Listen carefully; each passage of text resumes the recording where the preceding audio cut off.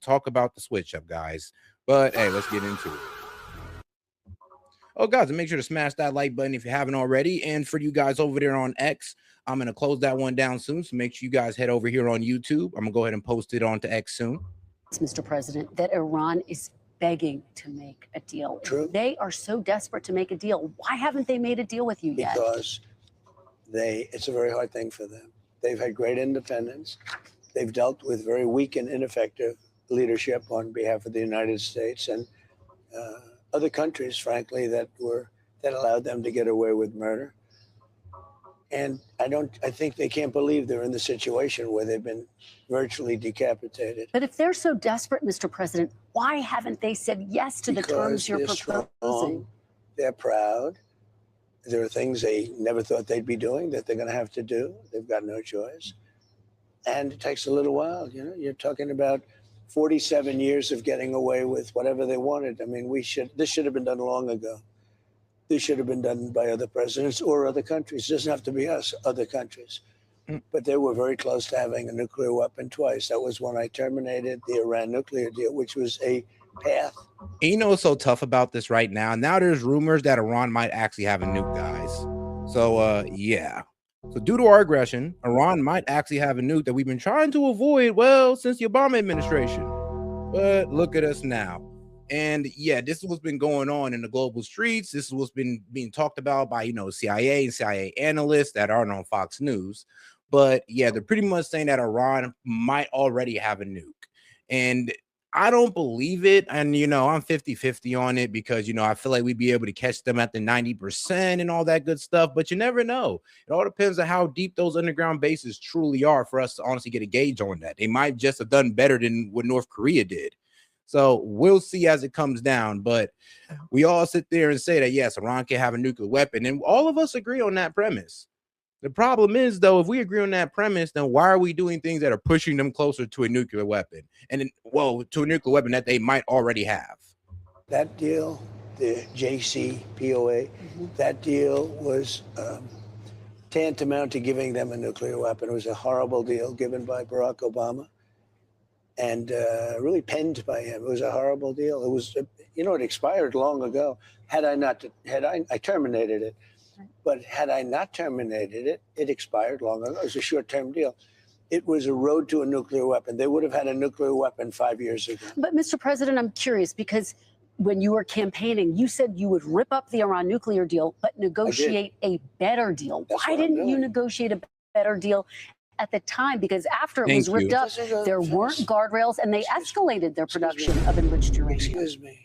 It takes years to do these things. These people have been fighting. Yeah, it took years for Obama to get into the JCPOA, and you ripped it up and you didn't do anything to get back into it. Like, that's exactly a really good point you're kind of making against your own self, Trump. It takes years. So why did you ruin something that take years that even the Obama administration was considering a high achievement, something that they didn't even think they can get done? Because when Biden tried to do it, he couldn't get it done either. But that was probably because he was too distracted with Ukraine. But the problem is that, yeah, we had a good deal with the Iranians. They were only enriching at that 3.6%. We had eyes on the ground, aka the inspectors. The IAEA reports confirmed this. But for some reason, he just F's all that up. And then years down the line, he want to complain about uranium when we had all that covered with Obama. Oh, in their stockpile. Yeah, that Obama was able to get out without bombing them, without having Americans die. And the taxpayer dollars wasted. I'm sorry, but this was a shit show when you just compare it to the Obama administration. For 47 years. Really, just in general, it's going to be a shit show. They've been killing Americans. They've been taking off their legs and their arm, and their faces have been hurt so badly and so horribly. I'm moving very fast. I'm into 3 months. Vietnam lasted 19 years. I'm into my 3rd month, and all I do is say, whoa, when are you going to end? If I were a Democrat, nobody would be talking that way, but it doesn't matter to me. I've gotten so used to it. Look, we have totally destroyed their military. They have some missiles left. They have some. Here's the thing, though. See, they have some missiles left. Well, according to our own CIA or our own intelligence community, they have about 70% of their pre-war missiles. So these are the missiles they had before the war. Still got 70% of that. Still got a shitload of drones. And as of right now, I believe there was just a report out that they fired into the middle, that they were firing into Kuwait. Let me see here. I'm pretty sure I got it here. But let's see here. It is let's see here. Breaking. And this came out not too long ago, guys. This did not come out not too long ago. This came out about 51 minutes ago. Iran fires missiles, drones into Bahrain and Kuwait. And this is what I mean. Like when he's sitting there telling everybody, oh, what you mean we decimated their missiles and all that good stuff, but they're firing missiles off willy-nilly and they're able to get through those missile defense systems and hit targets. That's a problem. That is a problem. But let's go ahead and hear it from them. In the Middle East, Bahrain says it intercepted Iranian missiles and drones headed for its airspace and toward regional ally Kuwait. This comes hours after Central Command announced retaliatory strikes on Iran's radar sites. Foreign correspondent Jeff Paul is live in Dubai for us. Jeff. Yeah, John, and officials in Kuwait are describing those recent overnight strikes here in the Gulf as a serious escalation. Iran once again firing over both I don't know about that, man. And shout out to the what's the name? Primarch or Primarch, or well, however you pronounce it. Now, I'm not sure about that. Like I said, if they had a nuke, dog, we would not be going towards Iran. Like, why would we? Like, if they won, of course, they could sit there and fire off the nuke at an ally. And then there's just the threat of, like I said, there's that threat alone that would keep us off. I mean, that's the whole reason why we didn't go put boots on the ground in North Korea, because once you got that nuke, we've told the people on the global stage that when you got a nuke, we leave you alone, no matter if you're a monarchy, a dictatorship, I mean, the most brutal theocracy or dictator in the world. It doesn't matter. As long as you got nukes, we'll leave you alone. And I mean, if Iran has a nuke, then we're going to have to leave them alone. That's just the sad reality of it. And that's why we're trying to make sure that they don't have one. I mean, one, because, well, we can always assure that we can try to topple them. And then two is that we don't want to deal with them actually holding Israel or our allies hostage with the nuclear threat, which I don't ever really think they're going to employ because, well, it would pretty much destroy the Middle East for them too. Missiles and drones at their neighboring countries here in the Persian Gulf, which is reigniting fears that this war could once again restart. Now, according to CENTCOM, those strikes came hours after its forces struck Iranian radar sites and shot down 4 one-way attack drones. U.S. officials say Iran then fired 7 ballistic missiles towards both Kuwait and Bahrain. CENTCOM confirming 6 of those missiles were intercepted and the 7th did not reach its intended target.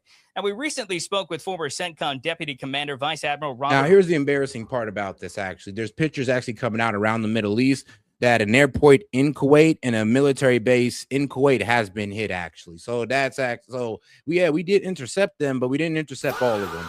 So there were some that was actually able to make through and cause minimal damage. But and look, bro, he said even if they had 11, we would hit it. No, we would not. No, and bro, I get that you're a Marine, but do you understand like how much risk would be involved? Like, I understand you would probably give the command, or maybe your old commander probably would have. But in modern day, I don't think we would commit to trying to take on Iran or trying to go into Iran over 11 nukes that we if we know they have it. I'm gonna give you the premise that they got it. If there's 11 of them, what makes you think they haven't dispersed it all throughout Iran under the underground cities? Like, you think we're just going to be able to hit it all within one strike? These underground bases that we have not been able to strike whatsoever. And the only way we can get them is by putting boots on the ground.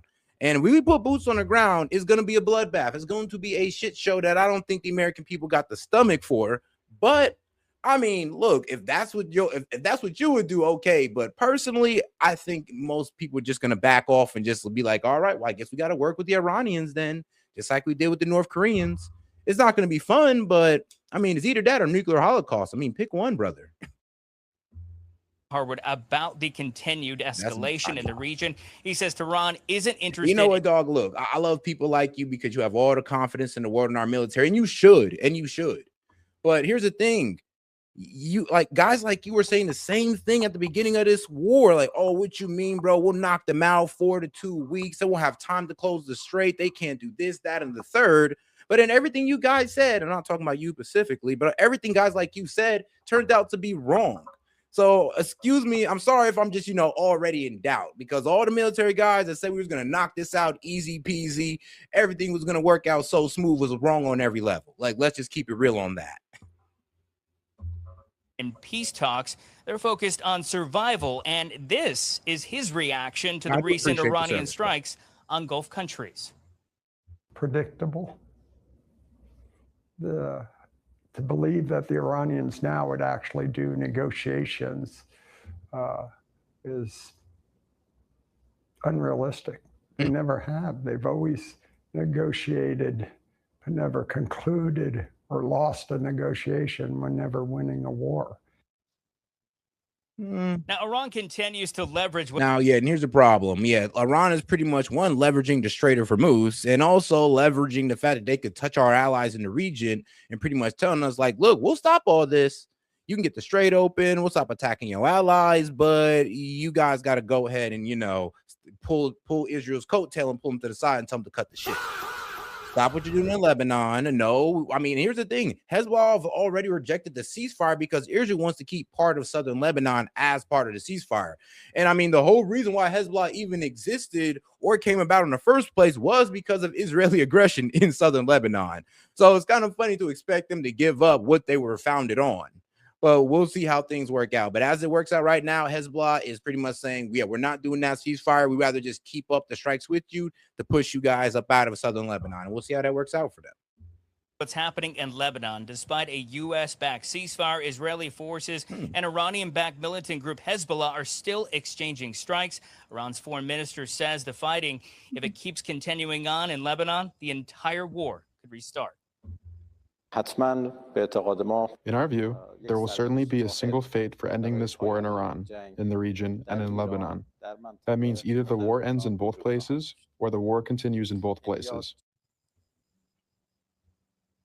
Now, we are tracking some reporting out of Iran that a delegation from Pakistan has arrived in Tehran today. They are obviously trying to work on negotiations and finally get this deal between the U.S. and Iran finalized. John.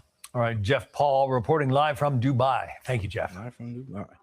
Be sure to like and subscribe for all the Fox News latest on YouTube and catch full shows streaming now on Fox One. And all right, guys, let's go ahead and get over